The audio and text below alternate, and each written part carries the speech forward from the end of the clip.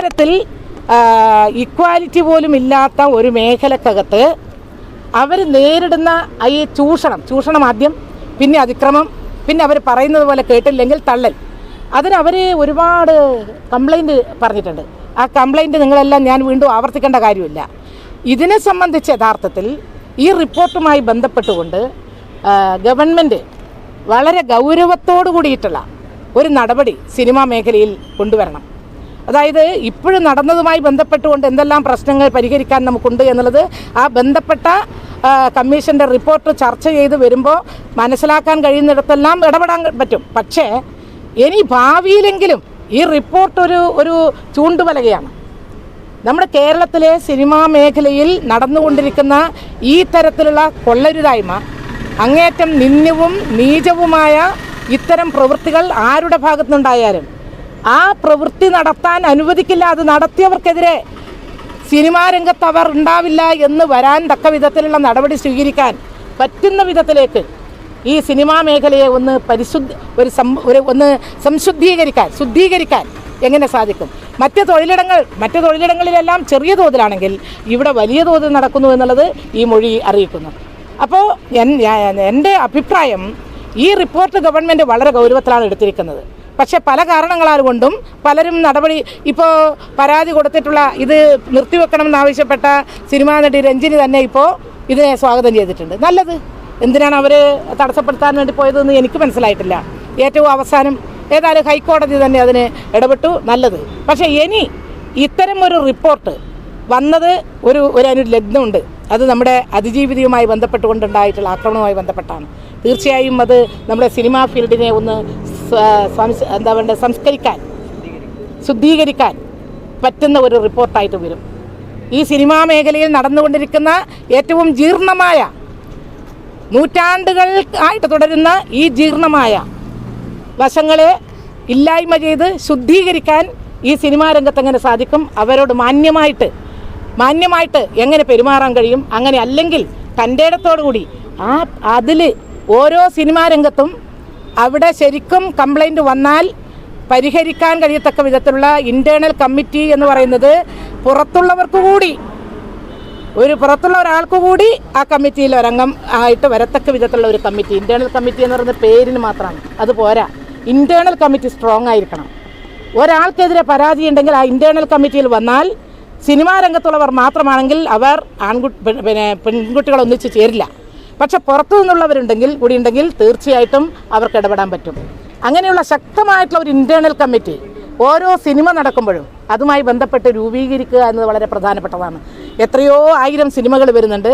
അതുകൊണ്ട് ഈ റിപ്പോർട്ട് ഭാവിയിലെങ്കിലും നമ്മുടെ സിനിമാ മേഖലയിലെ പെൺകുട്ടികൾക്ക് ഒരു സുരക്ഷിതത്വം കൊടുക്കുന്ന, അവർക്ക് മാന്യമായി ജോലി ചെയ്യാൻ കഴിയുന്ന, അച്ഛനമ്മമാരെ കൂട്ടാതെ തന്നെ പോയിട്ട് വരാനും, തൊഴിലിടങ്ങളിൽ സാധാരണ ചെയ്യാറുള്ളത് പോലെ പോകാനും വരാനും പ്രവർത്തിക്കാനും കഴിയുന്ന ഒരു തലം കേരളത്തിലുണ്ട്.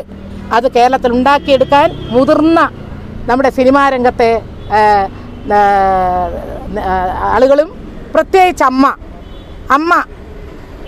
ആർക്കു വേണ്ടിയാണ്? അമ്മ എന്ന പദം ഞാൻ അന്ന് തന്നെ അമ്മയുടെ ഭാരവാഹികളെക്കുറിച്ച് എഴുതിയപ്പോൾ അമ്മയിൽ പെൺമക്കളില്ലാന്ന് ഞാൻ എഴുതിയിട്ടുണ്ട്. അമ്മ എന്ന പദം, അതിൽ പെൺമക്കളില്ല. ഭാരവാഹികൾ ഒരാളെങ്കിലും ഒരു വൈസ് പ്രസിഡന്റെങ്കിലും ആക്കണ്ടേ?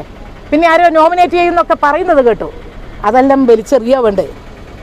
ആദ്യം തന്നെ പ്രസിഡന്റ്, സെക്രട്ടറി, വൈസ് പ്രസിഡന്റ് എന്ന് പറഞ്ഞ് തിരഞ്ഞെടുക്കുന്ന ഘട്ടത്തിൽ ഒരു സ്ത്രീ ഇല്ലാതെ നമ്മുടെയൊക്കെ കുട്ടിക്കാലത്ത്, എൻ്റെയൊക്കെ കുട്ടിക്കാലത്ത് എന്തായിരുന്നു? പ്രേം നസീർ കഴിഞ്ഞാൽ ഷീലയാണ്, സത്യൻ കഴിഞ്ഞാൽ ശാരദയാണ്. ഒരു നായകനും ഒരു നായികയാണ്. ഇപ്പോഴോ ഒരു നായകനെ കഴിഞ്ഞാൽ നായികയില്ല. നായിക എടുക്കേണ്ടതുണ്ട്. അതിൽ തീർച്ചയായിട്ടും ഗവൺമെൻറ് ഇതുമായി ബന്ധപ്പെട്ടുകൊണ്ട് നല്ലൊരു ചർച്ച നടത്തി അതിനനുസരിച്ചുള്ള തീരുമാനം എടുക്കുമെന്നാണ് ഞാൻ വിചാരിക്കുന്നത്. നിങ്ങൾക്ക് കുറ്റകൃത്യം നടന്നതായി വിവരമുണ്ട്, അതായത് റിപ്പോർട്ടിൽ ഈ കാര്യങ്ങളെല്ലാം ഉണ്ട്. വിവരം ഉണ്ടെങ്കിൽ പിന്നെയുള്ളത് നിയമപരമായ നടപടിയാണ്. തെളിവുകളൊക്കെ പിന്നീട് അന്വേഷണത്തിലും കൃത്യമായ പരാതിയോ മൊഴിയോ നൽകാൻ ആരെങ്കിലും വരുന്നുണ്ടെങ്കിൽ അതുമൊക്കെ പിന്നീടാണ് നടക്കേണ്ടത്. അതായത് ചൂഷണത്തിന് ഇരയായ വ്യക്തികളാണ്. അപ്പോൾ നിയമ നടപടി ഇനിഷ്യേറ്റ് ചെയ്യുക എന്നുള്ളതല്ലേ നെക്സ്റ്റ് സ്റ്റെപ്പ് ആക്ച്വലി? നിയമ നടപടി സ്വീകരിക്കാം, പക്ഷേ പരാതിക്കാരൻ്റെ പേര് ഐഡൻറ്റിഫൈ ചെയ്തിട്ട് വരണം. കാരണം ഗവൺമെൻറ്റിന് വായുവിൽ നിന്ന് ഒരാളെ എടുക്കാൻ പറ്റുമല്ലോ. ഒരു പരാതിക്കാരി നേരെ ഗവൺമെൻറ് അടുത്ത് വന്നു കഴിഞ്ഞാൽ ഉടനെ കേസെടുക്കാൻ മടിക്കുന്ന ഒരു ഗവൺമെൻറ് അല്ല ഇത്. കാരണം അങ്ങനെയുള്ള നിലപാട് സ്വീകരിച്ച ഒരു ഗവൺമെൻറ്റാണ് കേരളത്തിലുള്ളത്. സ്ത്രീപക്ഷത്ത് ചേർന്നുകൊണ്ട് സ്ത്രീകളോടൊപ്പം ചേർന്ന് സ്ത്രീകൾക്കെതിരായി നടക്കുന്ന എല്ലാ കേസുകളും കൃത്യമായി കൈകാര്യം ചെയ്യുന്ന ഒരു ശീലം കഴിഞ്ഞ 8 കൊല്ലത്തിലേറെയായി ഞാൻ കേരളത്തിൽ കാണുന്നുണ്ട്. പശ്ചിമ ബംഗാളോ UP പോലെയല്ല കേരളം.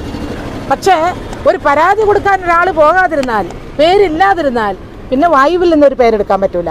അത് കൊടുക്കണം എന്നാണ് ഞാൻ പറയുന്നത്. സിനിമാ രംഗത്തുള്ള പെൺകുട്ടികളോട് തൻ്റെ ഇടത്തോടുകൂടി അവരനുഭവിച്ച വേദന വളരെ രഹസ്യമായിട്ട് കൊടുത്താൽ മതി. അതെല്ലാം പിന്നീട് അന്വേഷണം നടന്നോളും. അവർ കൊടുക്കണം, പരാതി കൊടുക്കണം.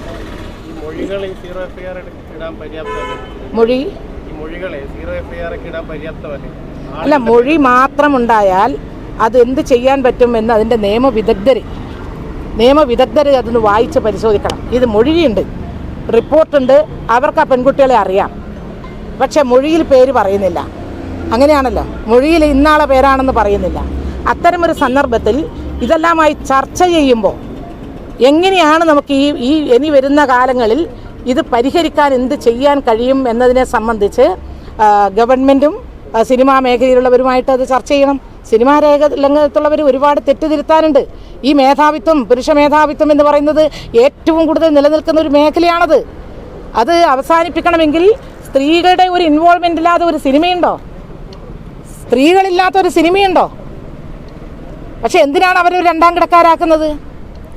അവരൊരു ഈക്വലായിട്ട് കണക്കാക്കുന്നതിൽ എന്താ തെറ്റ്? അത് ഇല്ല എന്നുള്ളതാണ് ഈ റിപ്പോർട്ടിലെ പ്രധാനപ്പെട്ട ഭാഗം.